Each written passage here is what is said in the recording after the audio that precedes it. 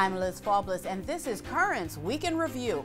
The dominant story this week is one that is 40 years old. The national debate on abortion now being hotly contested in New York. The governor, Andrew Cuomo, wants a new law expected to expand the number of abortions here. The Archbishop of New York, Cardinal Timothy Dolan, wants to save lives. Writing to the governor that New York's abortion rate already is twice the national average, the cardinal argues New York doesn't need another law to facilitate more abortions. Now, 4 of every 10 pregnancies in New York end with the death of the unborn child. The governor is strongly supporting the legislation and said so in a policy speech on Wednesday. Since then, he's been meeting with prominent abortionists from around the state, but has not found time to respond to Cardinal Dolan directly. The governor will only say that he respects the church and wishes they could agree on everything.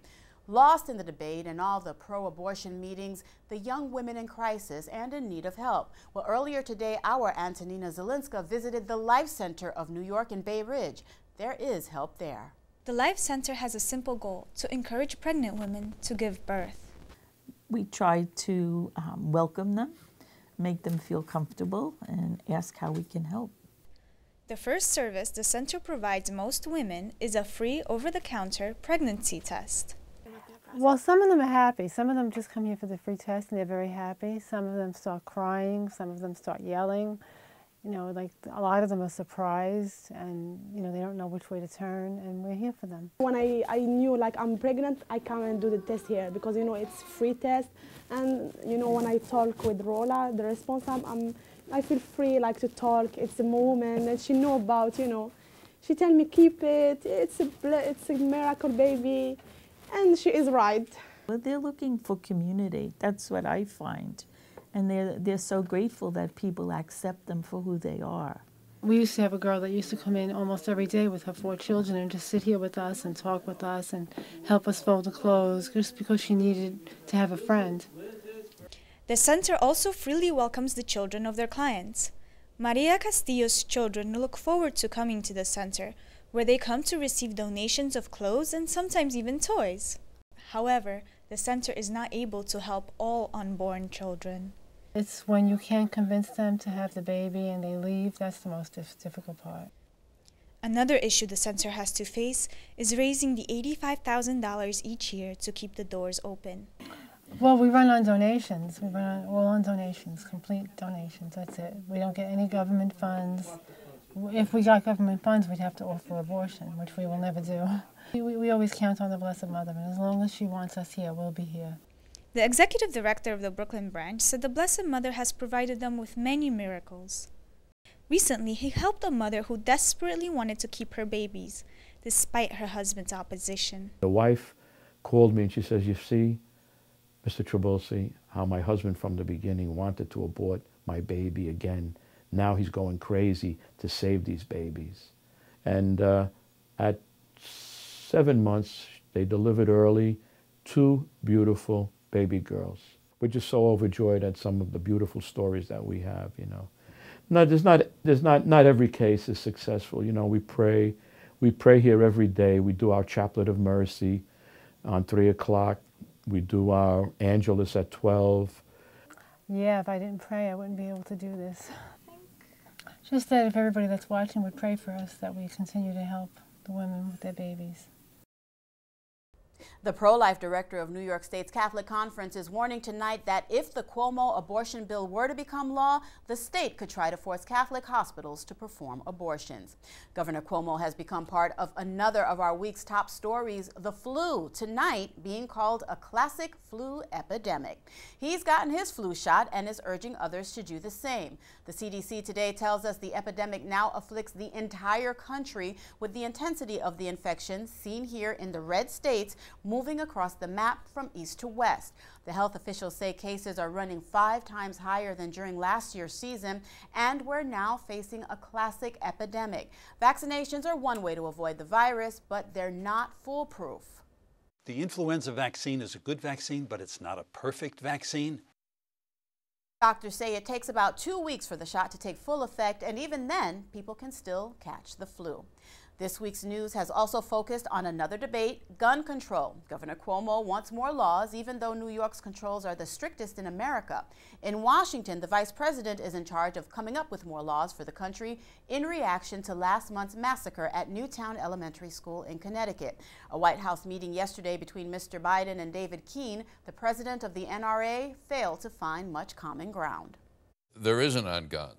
There isn't. There is not on guns, not that I can see, No except comment. in one area. Like what? Except in one area. We have for years urged that those who've been adjudicated as potentially violently mentally ill ought to be included on the national database of those who are not allowed to buy firearms. 23 states don't do that. We think that that's something that they're at least willing to consider, and that would make a difference, because the people that have been involved in these shootings have been people who are severely mentally ill.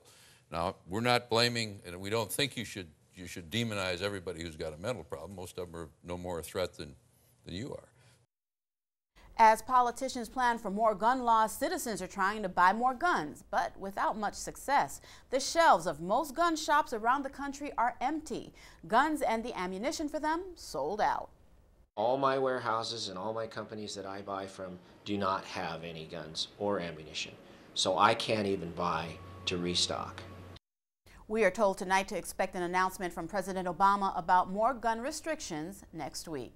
Now, another big story we've been reporting this week, the freedom of religion and attempts to restrict that right. This is Joelle Silver. She's a high school science teacher near Buffalo. She has many inspirational posters in her classroom, including an excerpt from the New Testament and another one quoting Ronald Reagan on the value of God in our society. The atheist complained, and last June the school superintendent told her to get rid of them. Instead, she's gone to federal court. I believe that my First Amendment rights were violated last June when I was asked to do some things regarding taking some posters down and to censor my speech in the classroom. And as a Christian and as an American, I believe it's incredibly important to fight to protect the rights that people have died to give me. Ms. Silver is defending her religious rights after the superintendent gave in to the atheists. Another school superintendent, this time in Ohio, is fighting against them, and he's fighting for Jesus. This portrait of our Lord hangs in the Jackson City Middle School, and the atheists wanted it gone. Phil Howard, the superintendent, said no. We reported that story on Tuesday. Then a school board meeting about the fight drew so many people, a larger space was needed. Of the more than 300 who attended, all but 2 supported Jesus, and the portrait will remain in the school as it has since 1947. Well, going to jail may be the best way to fight in defense of the religious liberties now being threatened by the Obama government's mandate. So says the Attorney General of the state of Virginia. Ken Cuccinelli is the state's top legal officer and a pro-life Catholic. He says the mandate, which forces people to pay for contraceptives and abortion-inducing drugs, is an attack on the Catholic Church. He's prepared to go to jail in support of religious freedom and against the mandate because he says that sort of civil disobedience would provide an example of what tyranny means. Well, up next, amazing weather around the world as Currents Week in Review continues after the break.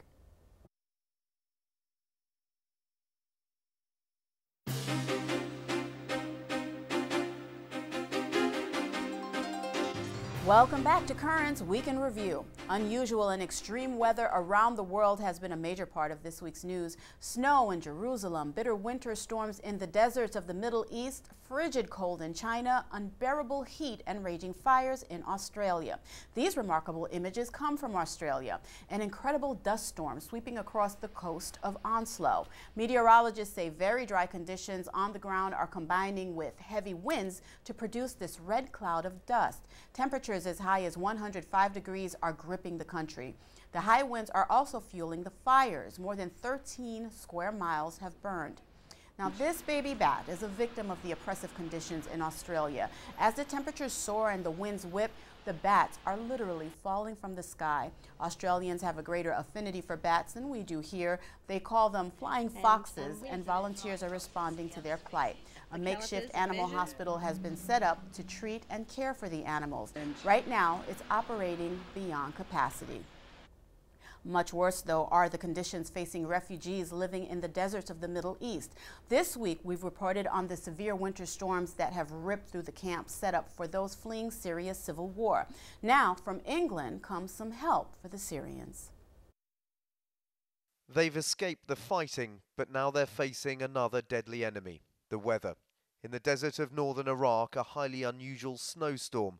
The lucky ones have insulated tents from British charity Shelterbox, freighted 4,000 kilometres from the remote British seaside county of Cornwall, the unlikely home for Shelterbox's worldwide operation.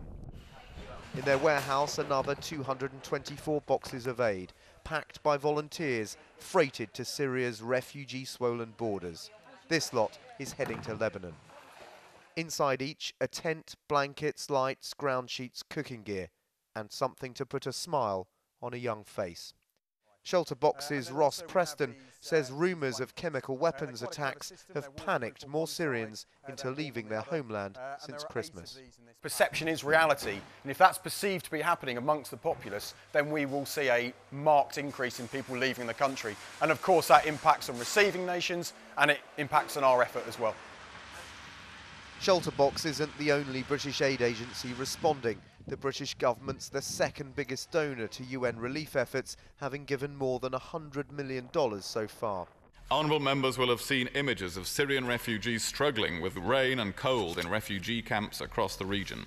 The latest £15 million of funding will be used to provide food, clean water, blankets and shelter to help Syrians cope with the misery of these winter months. Shelterbox readies its field officers for those cold conditions on this windswept Cornish airfield. The wet Cornish winter is perfect for preparing staff who'll be putting up these tents on the Syrian border. They can spend up to 9 days camping out here in West Cornwall to get an idea of what it's like. And you can see these tents have been winterised, this aluminium foil level providing extra insulation, up to 10 degrees of extra warmth. And when you realise there can be up to 20 people inside, these tents can get really pretty cosy, protecting them, vital protection from the freezing conditions outside. The next batch of aid is already on a lorry, due to be airlifted Sunday to tens of thousands of refugees camping out in the snow. For them, the tents can't come soon enough. Another group of Syrians are also in urgent need of help tonight. About 1,000 Christians are trapped in a small village north of Aleppo. A Franciscan friar on the scene reports they are without food or electricity in the middle of heavy fighting between government forces and the rebels. The priest says they are risking extinction. Up next, a stunning report on the extinction of girls as Currents Week in Review continues after the break. We reported on this week's developments in our national abortion debate at the top of the program. In Ireland, meantime, a fierce argument over abortion is leading to some wild statements. Legislation to allow more abortions in the country is being considered. The church is opposed. A senator, Ivana Bosic, now is accusing the Catholic bishops of hating women. And she adds, since the church, in her own words, is made up entirely and exclusively of males, they should not be allowed to speak on the issue. Well, it was left to another senator to point out to her that women are part of the Catholic Church as well.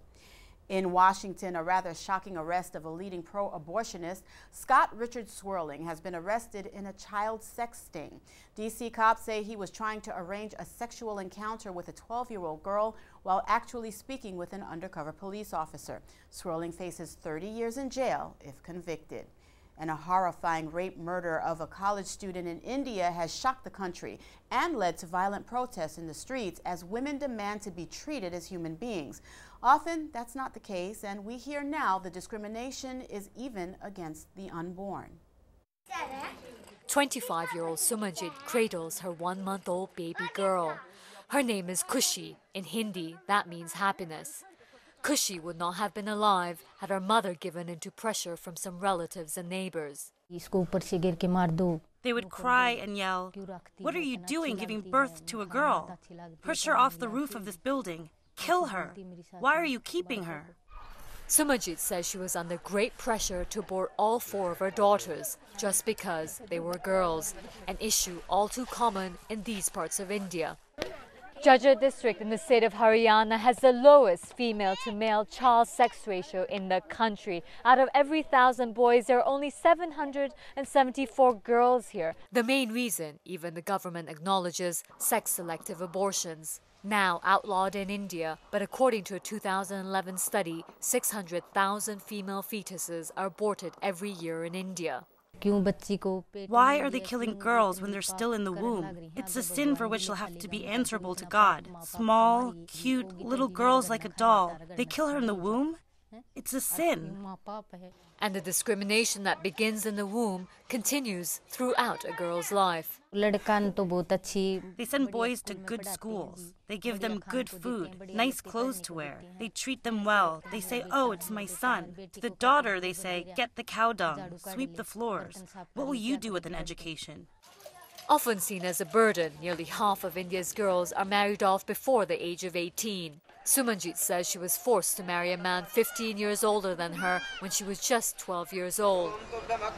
And the bride's family often is forced to give extravagant dowries, even though the practice has been banned by the government. The daughter will be constantly harassed for not bringing sufficient dowry. She will be taunted. The father will have to give something to his daughter one way or the other. Otherwise, she may be burned alive or killed. Once married, many women are subjected to domestic violence. A 2012 UNICEF study found more than half of Indian adolescent males think it's justifiable for a man to beat his wife under certain circumstances. It's a vicious circle. What happens is the cycle of discrimination and violence keeps on. Outside the household, crimes against women in India are on the rise. In July 2012, a young student was molested and groped by a group of at least 18 men for 45 minutes. People watched and filmed the incident, but no one helped her. Just 20 minutes from Jhajjar, we find this woman, a mother of 4, who was allegedly dragged from her home and raped by 5 men a month ago. I don't know what time it was when they barged in, but they gagged me and dragged me from my bed to a corner in the cowshed. I could identify 2 of them. I didn't know who the other 3 were. Then they raped me. They took turns in raping me. When my children woke up, they ran away. Police say one of the men she identified has been arrested. The other got away. In some ways, Indian women have made great strides. Literacy rates have gone up, maternal mortality rates have gone down, and millions of women have joined the workforce. Leaders like Sonia Gandhi are role models who show that women can rise to great heights, but they are the exception. A Reuters Thomson Foundation survey ranked India as the world's 4th most dangerous country for a woman, behind only Afghanistan, Congo, and Pakistan. Authorities acknowledge that action is needed. They say they're taking steps to try to better protect women. Visible patrolling, more human police, more friendly towards complainants, and we will be taking number of steps. But women's rights activists say when discrimination begins even before birth, change will not come easily. The March for Life in our country is 2 weeks away. Large crowds are expected this year, the 40th anniversary of the Supreme Court's Roe v. Wade decision. Christendom College in Virginia is closing its doors for the day, January 25th. Everyone from the school, students, staff, and faculty is going to participate in the march. Now this year it's a little later than normal to not conflict with the president's inauguration that Monday, January 21st. Meantime, there's some controversy tonight about those ceremonies. The Protestant pastor who was supposed to deliver the benediction is being dumped. The reason? The Reverend Louis Giglio once delivered a sermon opposing same-sex marriage. No replacement has been named yet. Up next, the court's elapsed Catholic and Into the Deep with Bishop DiMarzio after the break. Every week we report on the worldwide activities of the Universal Church, and in most places the Pope is represented by apostolic nuncios, ambassadors from the Vatican. Today there are 99 nuncios, some responsible for more than one country, yet there were not always that many. The work of the Second Vatican Council led to the establishment of diplomatic relations between many nations and the Vatican. Archbishop Justo Muller has been responsible for training the Church's diplomats, and he was at the council. Today we have diplomatic relations with 179 countries for the moment. Back then we had 40 and just that. Archbishop Muller says Vatican II is just now bearing full fruit seen in the ecclesiastical movements growing up around the globe. Well, one person who has grown apart from the church is United States Supreme Court Justice Sonia Sotomayor. Her memoir is being published now, and as part of the book tour, she's done a magazine interview. She calls herself a lapsed Catholic, Mass only for weddings and funerals. Finally tonight, our weekly installment of Into the Deep with Bishop DiMarzio. Our news director starts by asking the Bishop of Brooklyn about the church's celebration of Migration Week. Bishop, nice to see you again. Good to be back. We just celebrated in the Universal Church Migration Week, Catholic Migration That's Week. right. Now, we in this diocese don't use this week to celebrate. We celebrate later on, right? Right, sometime in the spring. I don't know exactly the week, but since the weather is not always good and it's hard to get people together, we do it in the spring. We have a big migration mass. Mm-hmm. It's 10 years now since the U.S. bishops and the Mexican bishops issued a joint pastoral about concern for people migrating between Mexico and the United States.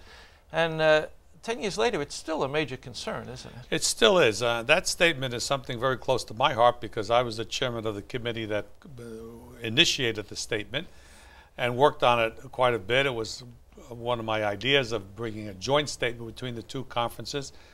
Most of the migration to the United States today does come from Mexico.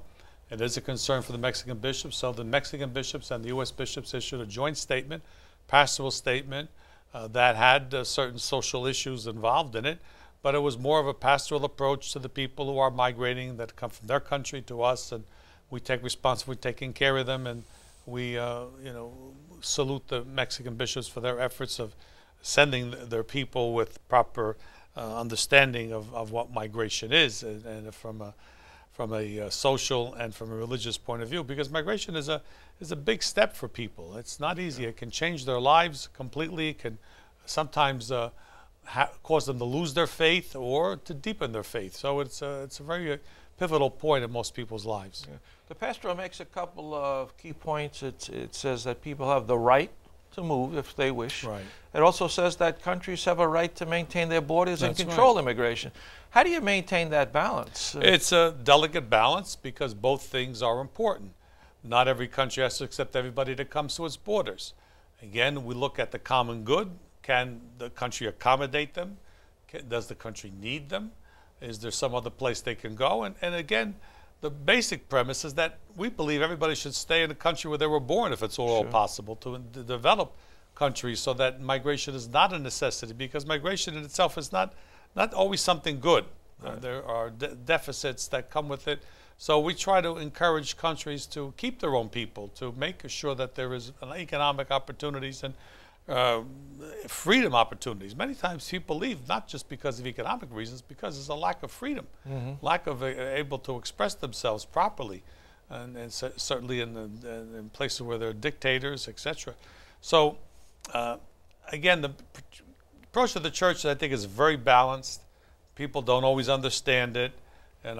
People were claiming the church is for open borders and we want more people, and so we want more people to come. That's not the case at all.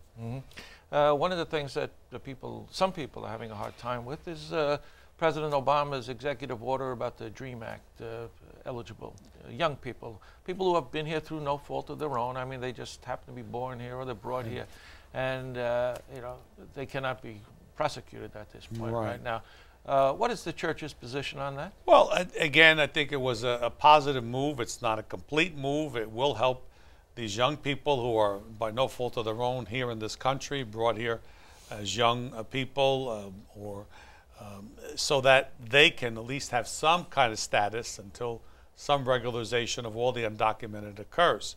There was a movement that I read in the paper that the administration is giving waivers to this 10-year bar.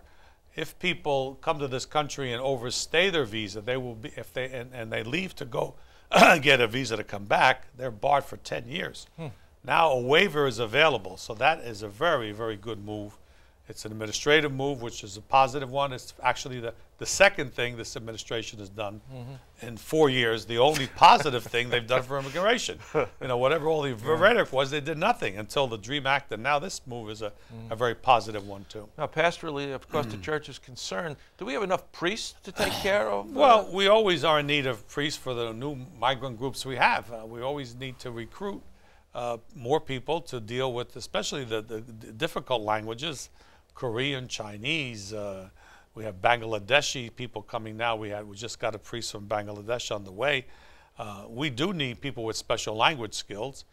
For the other languages, thank God, for Spanish, we have usually our priests will learn it, and we have other people coming, and Haitian, Creole, and French, we're okay. So again, it depends on the language if we're in need of an extra priest. Do we make any special accommodations to young men who want to study for the priesthood and they come here? Well, we are. We actually right now we're hosting 3 Vietnamese seminarians who have come here, didn't know any English, so that they're learning English. In the seminary, they will be available and to be ordained in the diocese. It's a long process. It takes time because they need time to learn English, to be able to go to school, to get a degree. It takes a lot of effort, but that's happening. Okay, Bishop, that's it for today. Thanks, okay. Thanks for being with us. Good to be with you. Bishop DiMarzio and our news director, Ed Wilkinson. Well, thank you for being with us tonight. Now, much of this week's review has focused on abortion, the great debate of our times. In 2 weeks, hundreds of thousands of people will journey to Washington to have their voices heard. We leave you tonight with a look back at last year's March for Life. For all of us here at Currents, I'm Liz Faublas. Thank you for watching, and have a good night.